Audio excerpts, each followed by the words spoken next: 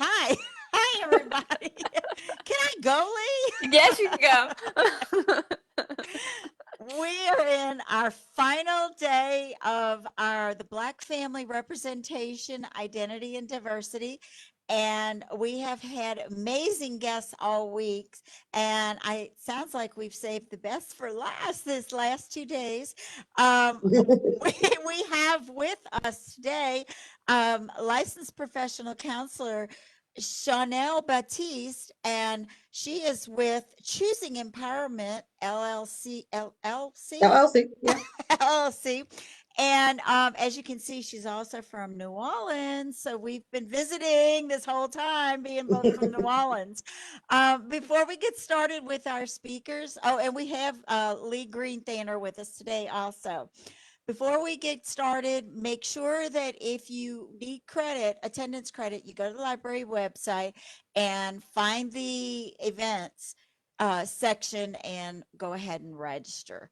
So I'm not going to take up all the time. We are here for Miss Batiste's life story, and I'm going to go ahead and take it away. Hello. I'm Shawnell Batiste, licensed professional counselor, and your favorite therapist, because that's my tagline. Uh, I am a New Orleanian, born and mostly raised. I spent some of my time in Shreveport, Louisiana. Um, and I love my Louisiana roots. I decided to become a counselor when I was like 7 years old. I said I wanted to be a child psychiatrist. Had no clue exactly what that meant, but I knew I wanted to help people and help children.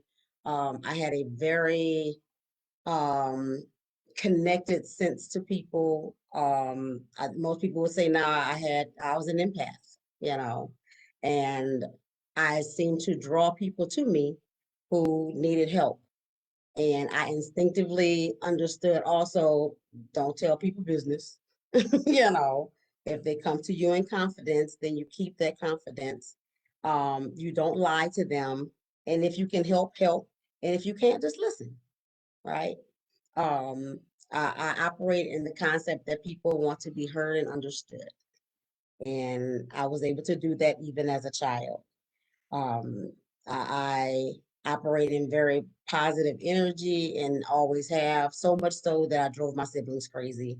My brother would say, um, you can't, there can't be positive things in everything. You know, like you're always thinking of the positive. I'm like, but yeah, but there is, even in the horrible stuff, there's positives, right? Um, and so I graduated valedictorian in my high school. Um, and in spite of living in poverty, in spite of having, you know, a disenfranchised and troubled family and youth life, I went to school. And school was my escape for a lot of the trouble that was in New Orleans, you know. And if anybody knows anything about New Orleans, there's lots of trouble there. But school kept me focused. It kept me safe. I had a good network of people there that cared about me. And being in poverty as a kid, we moved around a lot. And when we did get moved, we lived in Shreveport. My mom had a job in Victoria, Texas that didn't work out. So we wound up going back to New Orleans. My mom fell into a really bad depression. I took care of my siblings a lot. And but school was where I found my refuge. You know, I asked my mom when we got to New Orleans, I don't want to change schools. I don't care where we go. I don't care where we move. Don't change schools. I needed some stability. And so we used my grandmother's address and kept my address, my grandmother's address. And I stayed at Nichols all 4 years. And I was able to develop great relationships with my friends, with my teachers. And as a matter of fact, they got me into college, you know. In high school, when I found out I was valedictorian, I remember my English teacher, Miss Rubin. I don't know if she's still living. Shout out to Miss Rubin. She pulled me to the side and was like, "Are you enrolled in college?" And I'm like, "No." I have no clue how to do that, you know. And so she said, "But you want to go, right?" I was like, "Yeah, I want to go to college." But I was near the end of my senior year. I should have been enrolled at that point, right? But wanting to do something and knowing how to do something are two different things, right? And so nobody taught me the how. So she advocated for me. She got with the other teachers, she got with the counselors, and they rallied together and got me in school. And I took a quick ACT, and they were paying for, and that was before waivers, you know, because now kids, if you're on free lunch or, you know, they give waivers, well, then they did not give waivers. And so they paid for the ACT, they paid for application fees. And, you know, one teacher, she was sisters with a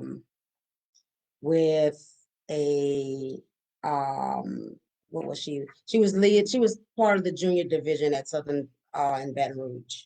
And so they fast tracked me because remember I'm behind 8 ball here, right? I'm behind the deadline. Like everybody's in school. Everybody about to go to school. And so they pushed it. They pushed it, you know, they did the thing. And they got me enrolled in Southern. They I did get offered a scholarship to Southern in New Orleans, but at that time they didn't have on campus housing, and I wasn't in a position where I could not have housing. I needed housing. And so yeah, they got me in Southern, and I went to my HBCU and enjoyed it. And you know, and I even screwed up my first semester application for my loan application, so I had to sit out the second semester, which was horrible. But I was determined. You know, something that I've always had is determination and perseverance. And so I sat out that second semester.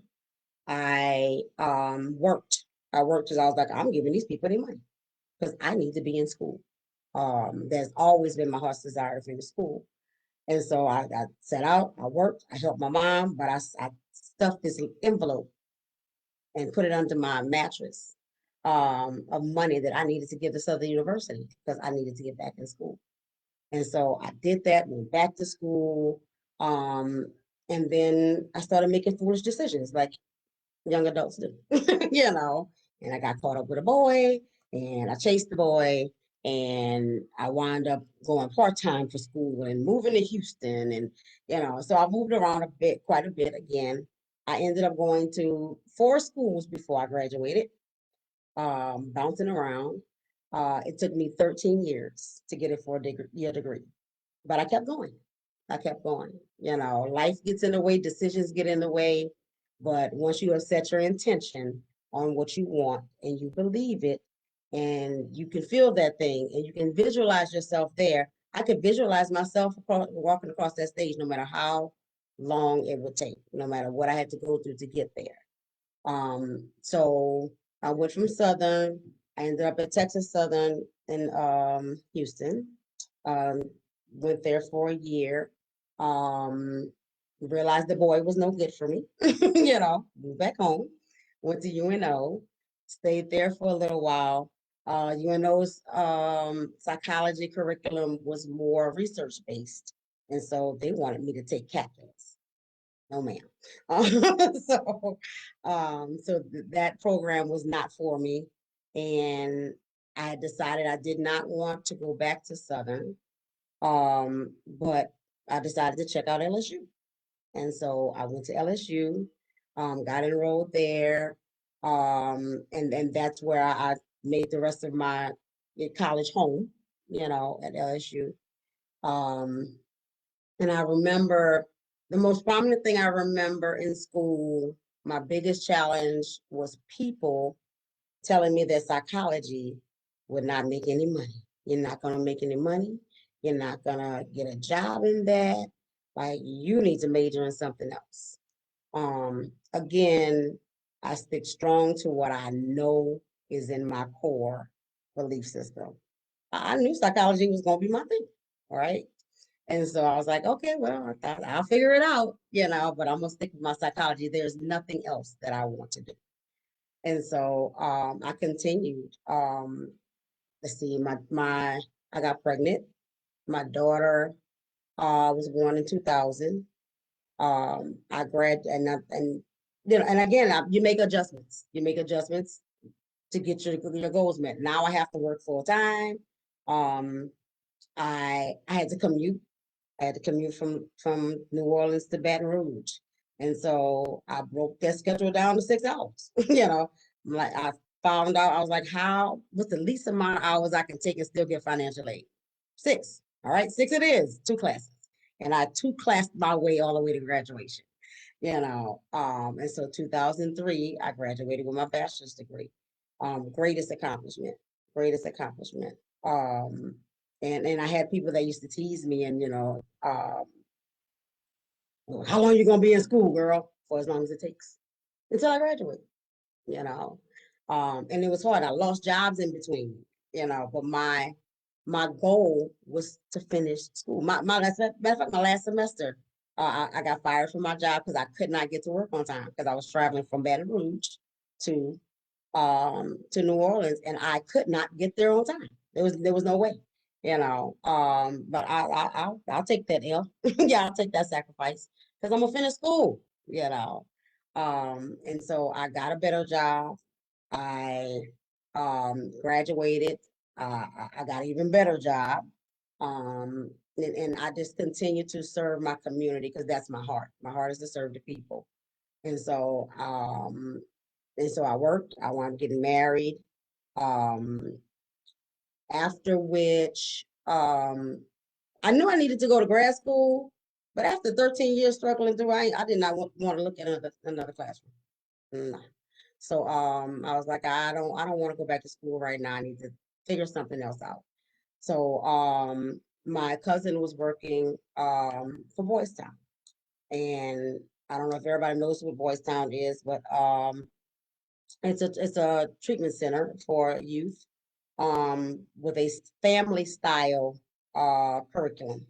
And so we became what they call family teachers, which are therapeutic foster care parents that are trained by the company in their particular behavior model. And their model is awesome. It works. And so we got on with them and that's not a job, it's a lifestyle, because you're living with these kids, right? And so in the meantime, we started working for Boys Town. We were taking care of 6 kids. We got pregnant with our second baby.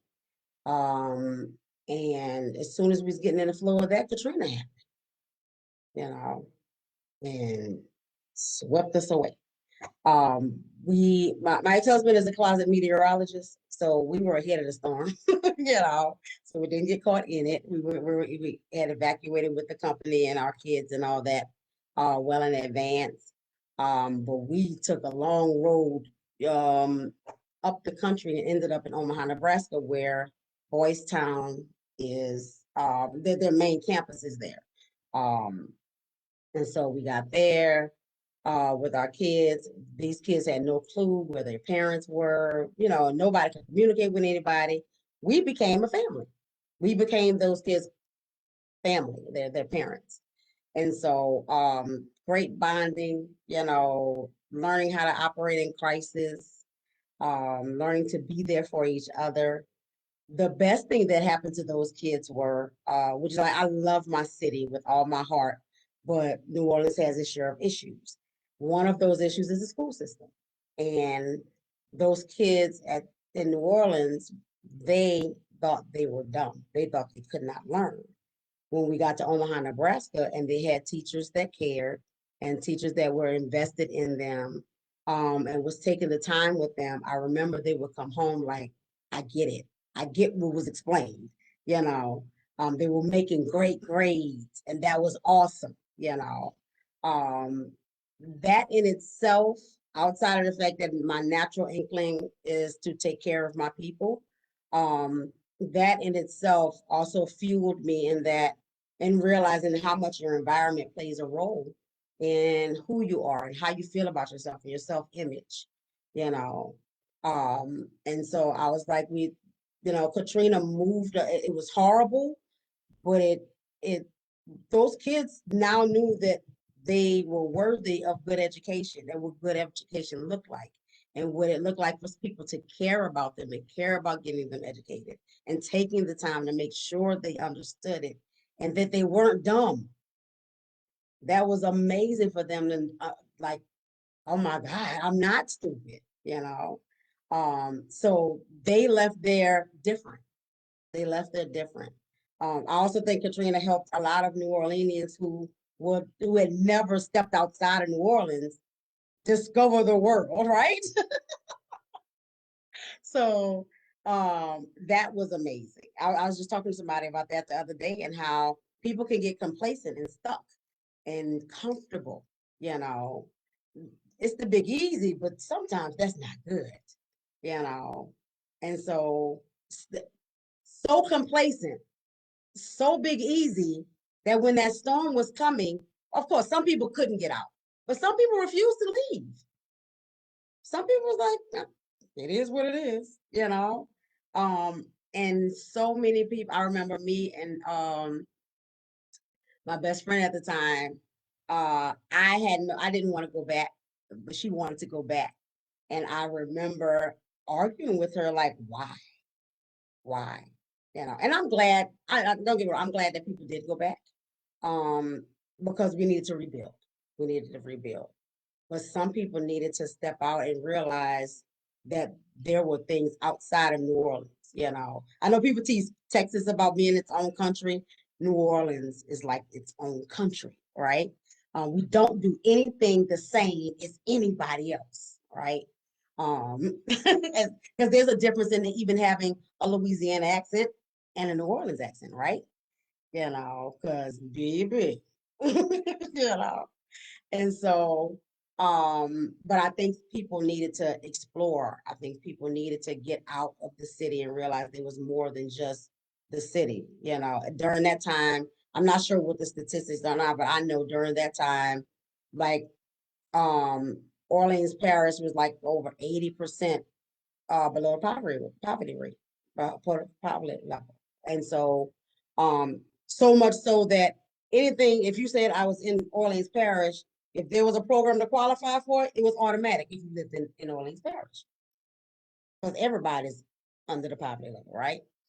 And so part of my goal as a mental health clinician, um, I want to break stigma.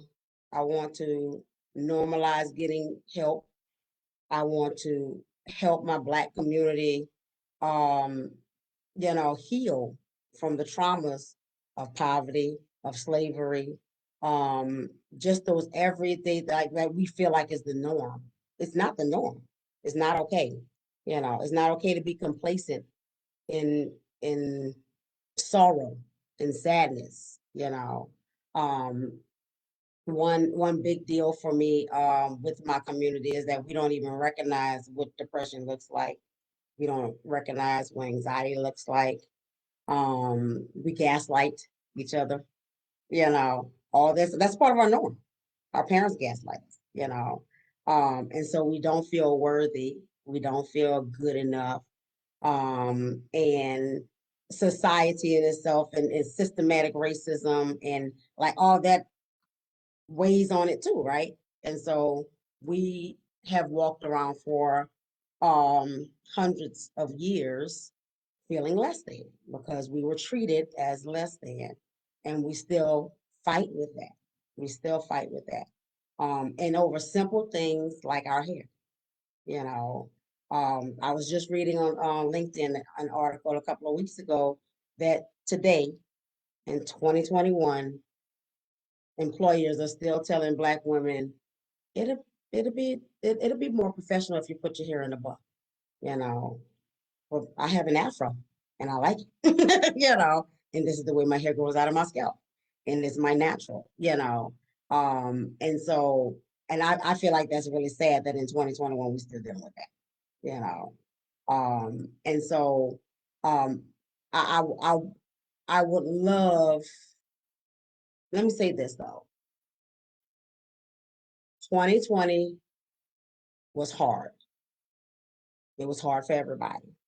Um, But again, I'm gonna do my light shine thing again, because there's good in everything, you know. And so when anybody comes to me and says, um, I know 2020 that was hard. That was a shit show, right? But there was a lot of good that came out of that. You know, we were stuck inside with our families, and there were parents who got to know their kids. There were couples who got to know each other. Um, some of us had to sit with ourselves, right? We couldn't hide behind work. We couldn't hide behind, you know, going going out and hanging out or drinking or whatever it is people hide behind. We had to sit still. And that was hard for the world because we've been hiding, you know. Um, we as a society also we had to look at ourselves and who we are and who we were. Um, we learned that approximately 50% of the country stands by racists. That was amazing. You know, that was amazing. And so there was a lot of light um, shine with one. It's the busy is I don't care. It's from New Orleans. Y'all know what I mean. Um, but it exposed a lot. It exposed a lot of who we were. We had to start drawing boundaries and lines. You know, I unfriended a lot of people last year, a lot. You know, um, I learned what the true meaning of ally is. Um, and even in my personal life, I I started to develop a sense of if you are not with me, you are against me, you know. And so I started shaving people off of my life that weren't for me, that did not give the same energy that I gave. Because I've always been the friend that's there.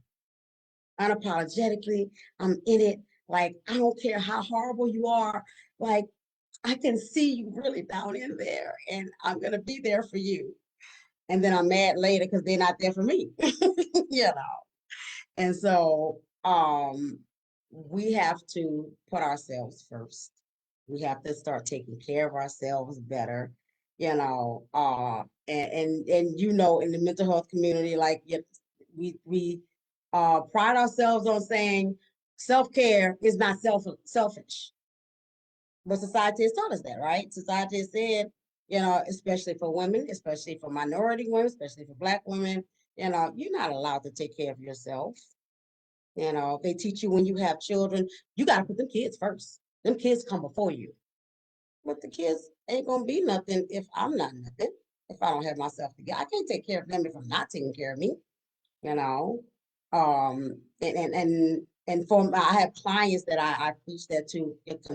I have to take care of the kids. I have to do this for the kids first, that for the kids first, this for my husband first, this for my job first. Like everybody comes first, and then you're exhausted on the couch crying or in the corner shaking back and forth, you know, because you losing it because you have not taken care of you. Who's taking care of you, right? um the first person that needs to take care of you is you, because people treat you the way you allow it. We allow people to treat us this way, right? You will draw to you that what you focus on, you know. And so if you keep attracting buttholes, then look in the mirror, see what you need to change about you, because you have that sign on your forehead that says, "Come on, mess over me. I'm I'm available for you to mess over," right? And I had to learn that for myself in my personal life, you know. Um, the thing that I pride myself on as a therapist, and you know, as being an LPC yourself, that they teach us, you know, don't disclose, and you know, be careful about what you share. And I want my clients to know that I am just like you. You know, I fuss and yell at my kids just like you. I want to choke them out just like you. You know, I have bills. I struggle with things. I have trauma. Things have happened to me like they've happened to you. I have to deal with my self-worth and self-esteem. I have to remind myself that I am okay. Like I go through the same stuff, right? And I want to be that relatable to my clients. You know, I want them to know I'm here for you because I feel you. I literally feel you, right? And I think it helps them to be able to share, you know. But if I sit behind my desk with my pad, you know, how does that make you feel? You know, like nobody wants that. I think that helped last year with virtual too. I thought virtual was going to be hard, because I like feeling the energy of people. But it was like my clients are like, I met one of my clients for the first time, um, a few weeks ago after being virtual for almost a year, and she said it didn't feel any different. Like she's like, I did. Oh yeah, we never met in person, huh? You know, I was like, yeah. And she was like, it didn't make a difference. You know, it was still effective. And so I think that helped in that people are, because I used to do in-home therapy. I used to go into the homes. Because I like people and being in their own environment. Being in an office, it feels sterile. It feels that then you're not in your element, right? But being at home is comfortable. I'm in my own space. You know, I can, you know, like I'm not in a space that you rule, right? Where you control everything and stuff. And so I think it helps with people opening up and being more trustworthy, um, being comfortable, being comfortable in their skin, in their space to be like, hey, you know, and I've seen them, you know, with, you know, oh, be careful. I got this in the background. I'm sorry. I'm like, you're in your house. I'm not here for that, you know, which is what I used to do going into people's homes. Man, it's messy in here and you should see my house. Don't worry about that. I'm not here to judge your home. I'm here to therapize you, right? And so I like therapize. And so creating that relationship where people feel comfortable to share with you, right? Because I can't help if I don't know all the stuff. I can't help if you can't tell me the details, you know? And so I want to create that kind of um environment for, and not only for clients but for employees too. Like for, you know, I want to be the kind of boss that you can come to and be like, yo, I really just don't feel like it today. I don't want you to call and lie to me and be like, I can't commit. Like, go take a mental health day if you don't feel like it. Yeah, because we have those days, you know. I even did that with my kids. I'm a strong advocate for foster and adoptive families. After me and my ex-husband left Boys Town, we adopted 5 girls. Well, officially adopted 4. But one had graduated foster care and we took her in as well. And so like we were raising 7 kids, 7 girls, you know, and those kids were teenagers. You know, the youngest one was like 11, I think, when we adopted. And so um even with my kids, like I want to focus on what's important, right? School is important. It is, absolutely is. You got to get your education. But in the grand scheme of life, it's life that is important. It's your experiences that teach you all the stuff, right? And so, and so, once per 6 weeks or per semester, they would get a free day for school. You could come to mom and say, I just don't feel like it today. Oop, don't go. Don't go. But everything else got to be on point, right? Your behavior got to be good. Your grades got to be good. Don't go. Lay down, chill. Don't go. You know, because we have those days where we just don't feel like it. And you're allowed those days. That's self-care. That's taking care of yourself. Stopping when your body and your mind says stop, you know. And then you learn not to hide in those spaces. You know, you learn not to escape there. I can sit with my thoughts. I can be okay. I can be by myself, you know.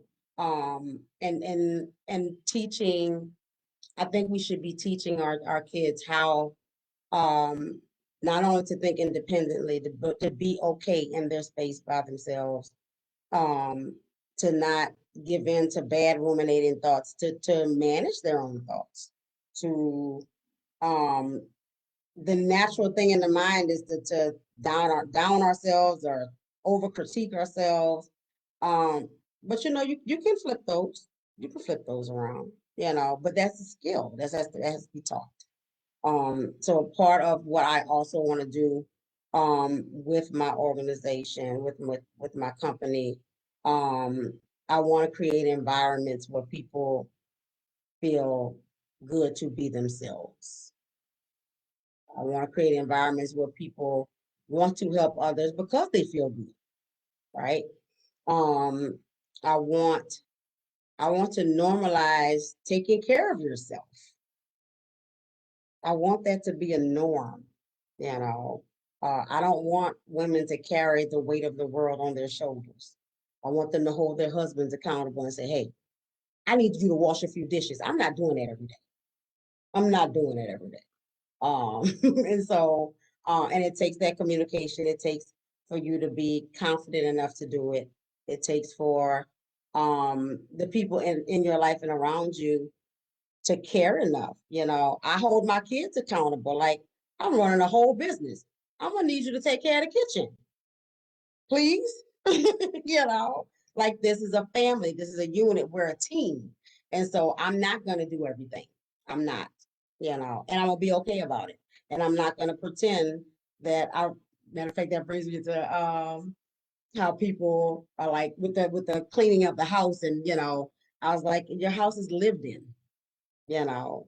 A living room is called the living room because we live in it. We watch TV, we hang out, like it's not gonna stay clean, right?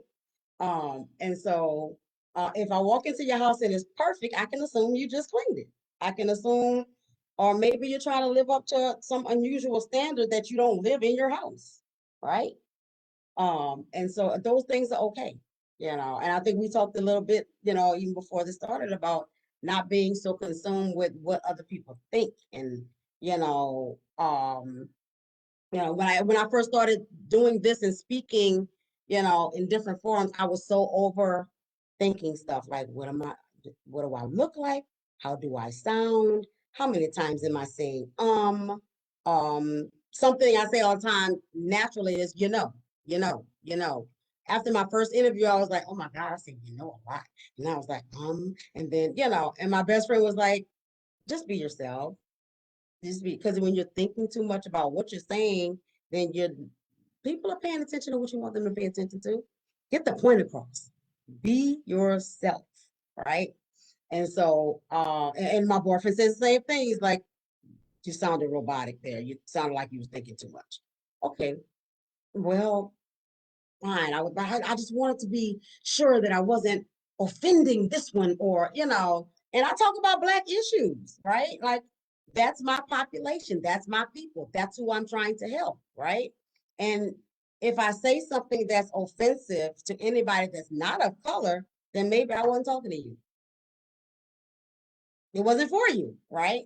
But if you heard it and you weren't offended and you want to learn more, then you're an ally and you're interested and you want to know what's going on. And and so I honor that. So that's what I'm talking to, right?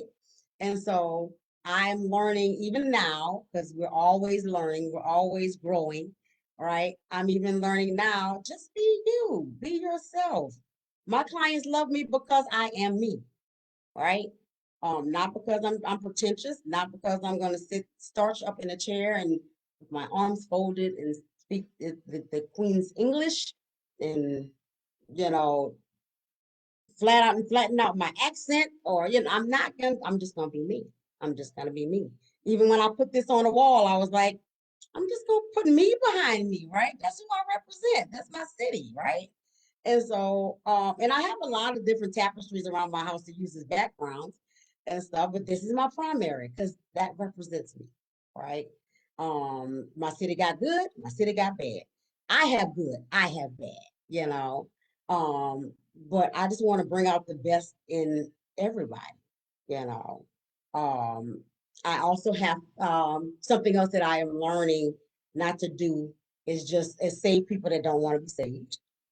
You know, um, I learned to stop working with people that weren't ready and respecting it, not being angry about it too, because I had an issue of being angry with people, like, why don't you want to get better? But sometimes they're not ready. Everybody has different stages of readiness, right?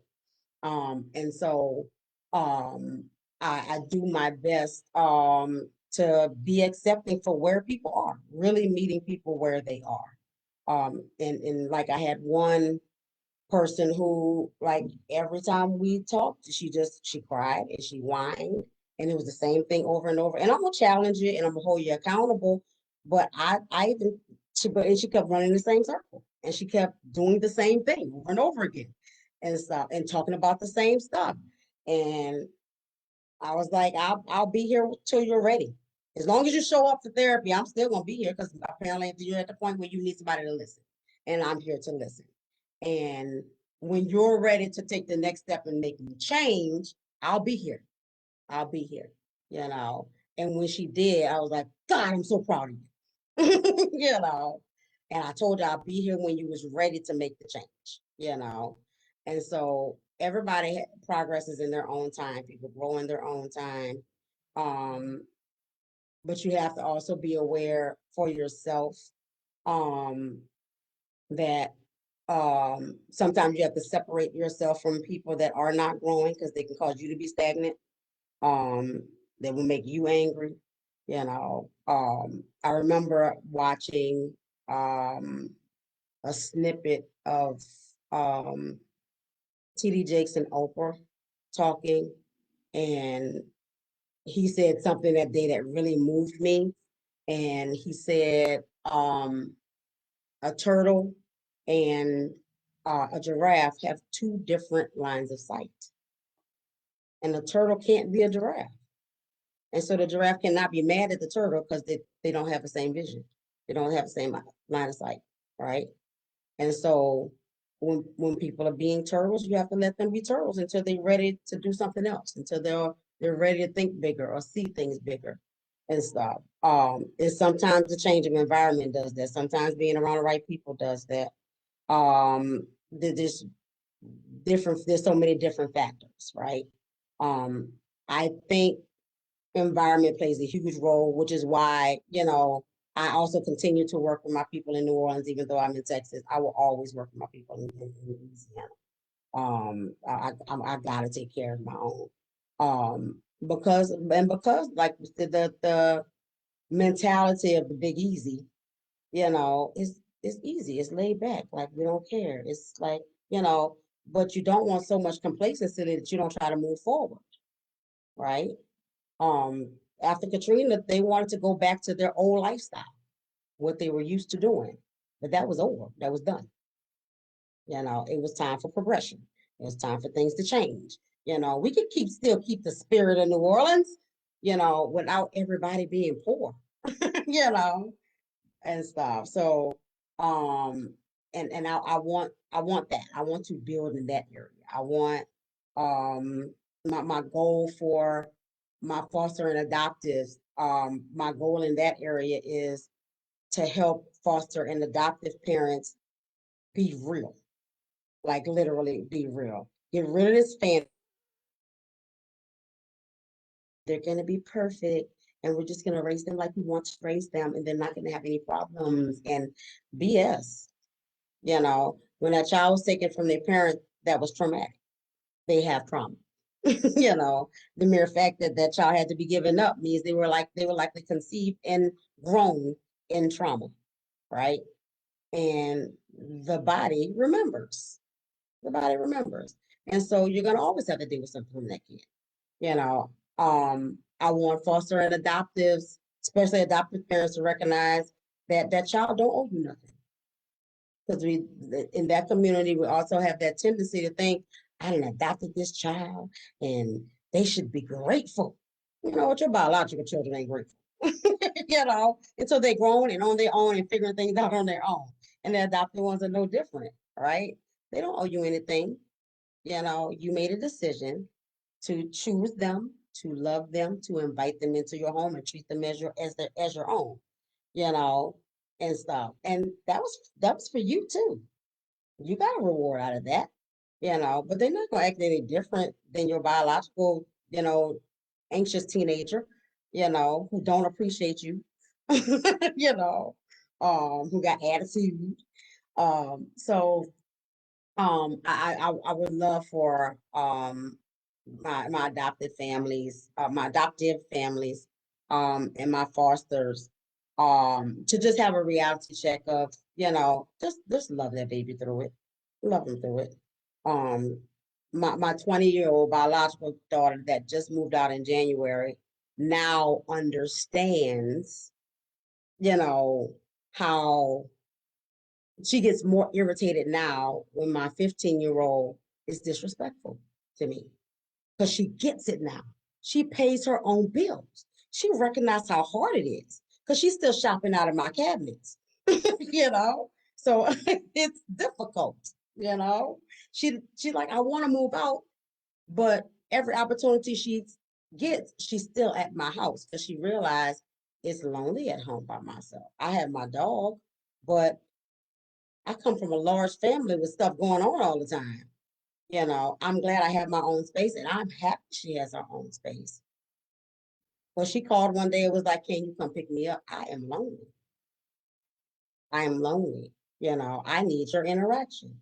I realized being in that house full of the love and affection and the interaction and the joking around gives me life, right? And so she has a better appreciation now. My youngest adopted daughter, who was the hardest child to raise, because they also have trouble letting you in. And so it wasn't until she had her first baby till all of a sudden she had that baby and she called and she said, "Mama, I'm sorry. I'm sorry that I was such a difficult kid when all you were trying to do was love me. And you loved me through my junk, you know, and I treated you like crap. I treated dad like crap. I treated your kids like crap. And they were sharing their parents with me. They were giving me what I didn't have, and I was mad with them about it. Um, not realizing I was mad about what I didn't have, not realizing that I had it, right? And stuff. And she cried and she cried and she cried. And she apologized to her sisters because she did treat her sister like crap. And so she was like, if anybody had done to my child what I did to yours, Mom, I would kill him. But you loved me, right? And so she got it, right? There was that great epiphany. And so all the junk that she took me through in that moment was worth it. The cycle was broken, right? And that's the goal. The goal is to break the cycles, right? She will not be as her mother was, right? She will be a better parent. Does she still need parenting skills? Yep, we all do. Does she still need help? Yep, we all do. We're not perfect people. We're not perfect parents and all that. But she grasped that concept, right? And so that breaks that cycle. I think love will break the cycle. I think love will break the cycle. So that's my goal. That's what I want to accomplish. I want cycles broken in people's lives so that we're not carrying this trauma into the next generations and stuff like that. So um And we've only got about 5 more minutes, but mhm, I wanted to ask you, you've named your company Choosing Empowerment. mhm. So is that, do you see empowerment and do you see that as the way out for what's happening in our world and happening with people? Yeah. I named my company that one because I feel like the greatest gift that we have ever been given is choice. The right and the ability to choose, right? And I always use this as an example that every day we make thousands of choices, right? And they're simple choices.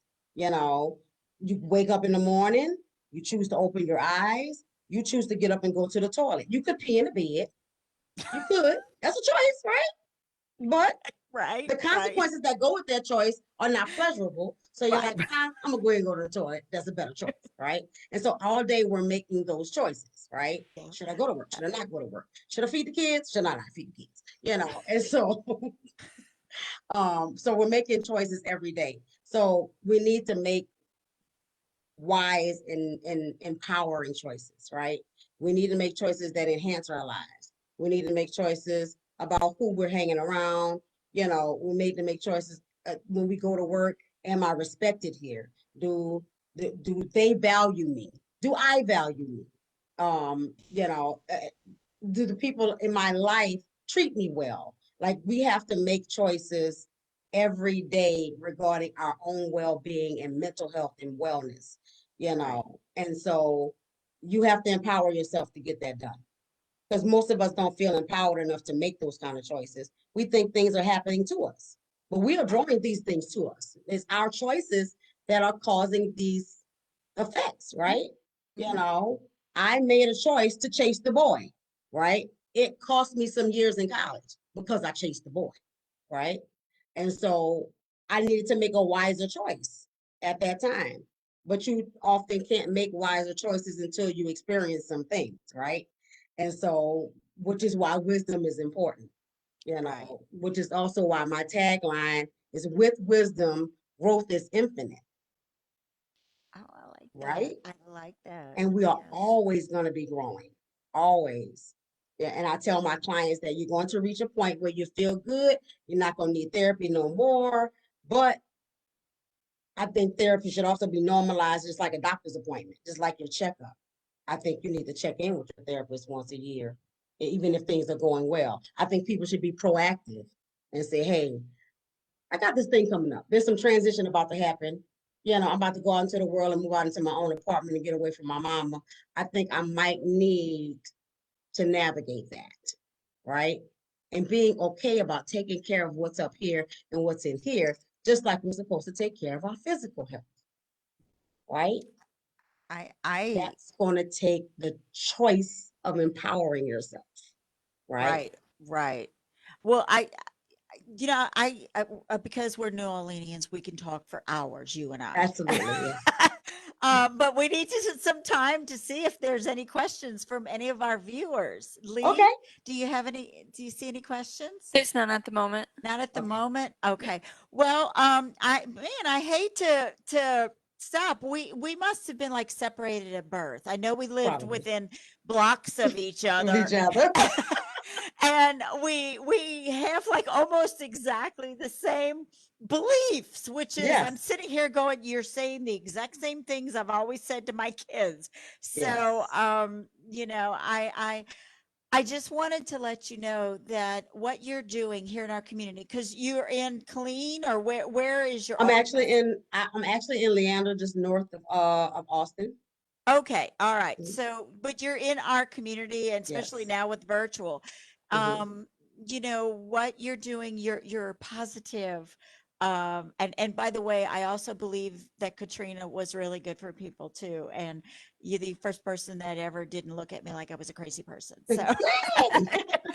it's like you get it, you get it. And so definitely what we can do is we can put your practice website in Okay. our subject lines if you want, Okay. to put it in the chat for Lee, and she can go ahead. If you can find the chat, it's to the right. I see it. Yeah. And she can put it in the comments if anyone wanted to get in contact with you. Okay. You have made my day. I did not realize Thank that you were you. from New Orleans until I saw the big fleur-de-lis behind you. And It's the tell-all. yeah, so it's always poor Lee. She was like, "Oh, they'll never stop talking Right. now." We've learned to tame ourselves, you know. We'll just call each other later. We'll call each other later. Well, listen, Miss Batiste, you are a gem. And Thank we truly thank you for sharing your story and sharing your journey with us. Our community has been listening all week to the life stories of people. and where they've been, how they're dealing with it, where they're going with it. And you are definitely exemplify that, hey, you know what? This was tough, that was tough, but it's my choice. Yeah. And I'm going to choose to make my world an awesome place. And Yep. so thank you so You're much. very Thank you, welcome. thank you, Very, very thank welcome. And you. everybody's welcome to, I'm on all the social medias, I'm even learning how to TikTok. So, you know, You can yeah. dance? We from New I'm Orleans. not dancing We know yet, how but to I'm gonna dance. start. I'm gonna do something. I'm gonna do something. Getting out of my Well, comfort zone. there we go. There we go. Well, listen, don't go away. I'm gonna let Lee go ahead and stop us. Oh, everyone, y'all, at 1 o'clock, we have Miss Ashley Knight, who is a local author, and she owns her bookstore here. And so she's going to be visiting with us at 1 o'clock.